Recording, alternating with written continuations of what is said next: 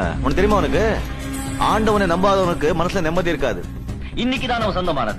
இந்த 24 மணி நேரம் ஆண்டவன் நம்ம கொடுத்த வரப்பிரசாதம். அதை நம்ம வீணாக்க கூடாது. எப்படி இருக்கு இந்த தொழில்? ஏதோ ஆண்டவ புண்ணியத்துல நல்லா இருக்கு. ஆண்டவன் முன்னாலே வந்து உனக்கு உடம்புல பலம் வேணுமா மூளையில பலம் வேணுமான்னு கேட்டான். அப்ப நான் நம்பல, இப்ப நம்புறேன். நம்ப வச்சுட்டப்பா. எல்லாம் ஆண்டவனுடைய அருள்.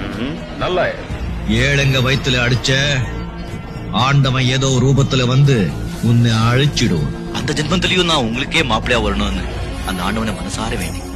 கஷ்டம் வரும்போது சோதனை வரும்போது தான் தைரியமா இருக்கணும், தெம்பா இருக்கணும். நம்ம ஒன்னும் தப்பு செய்யல, அதுக்கப்புறம் ஆண்டவர் இருக்கணும். நீங்களும் உங்க குடும்பத்தோட அந்த ஆண்டவருடைய அருள் பெற்று சந்தோஷமா இருங்க. அந்த ஆண்டவனை வேண்டிக்கிங்க. பொழைச்சிருந்தா மறுபடியும் சந்திப்போம்.